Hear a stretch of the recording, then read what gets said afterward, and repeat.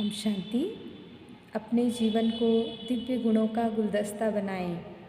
जैसे गुलदस्ते से चारों तरफ खुशबू फैलती है, वैसे हमारा जीवन भी दिव्य गुणों का गुलदस्ता बन जाए। एक गुलदस्ते की शोभा भी वैरायटी फूलों से होती है, वैसे हमारे जीवन की शोभा भी हमारे वैरायटी गुणों और विशेषताओं से होती है। और वो विशेषताएं, वो गुण भी हमारे में कहाँ से आते हैं? गुणों के सागर परमपिता परमात्मा से आते हैं। तो इसलिए अगर हमारे जीवन में कोई विशेषता है, कोई गुण है, तो उसका भी हमको अभिमान नहीं करना है, क्योंकि वो गुण, वो विशेषताएं प्रभु प्रसाद है। उस टाइम पर भी हमको उस परमात्मा को याद करना है कि उस परमात्मा ने ही हमको ये गुण, ये शक्तियाँ प्रसाद के रूप में दी हैं।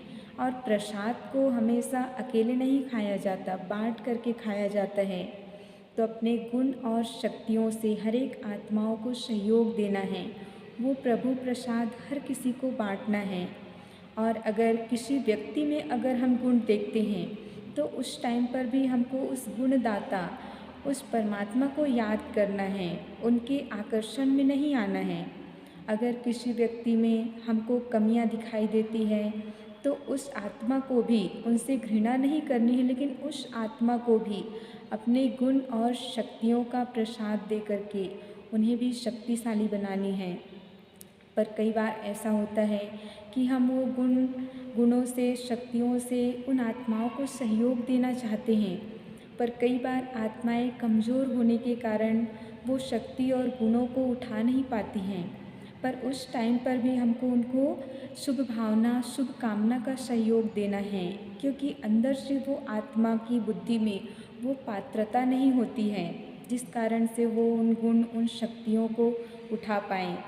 क्योंकि कई बार होता है, हम किसी को प्रसाद देते हैं, तो कोई तो प्रसाद को सहज रूप से खा लेता है, लेकिन कोई ऐसा होता है जो उस प्रसाद को लेकर के किसी और को दे देता है। तो वैसे ही हमारे गुण और शक्तियाँ भी होती हैं।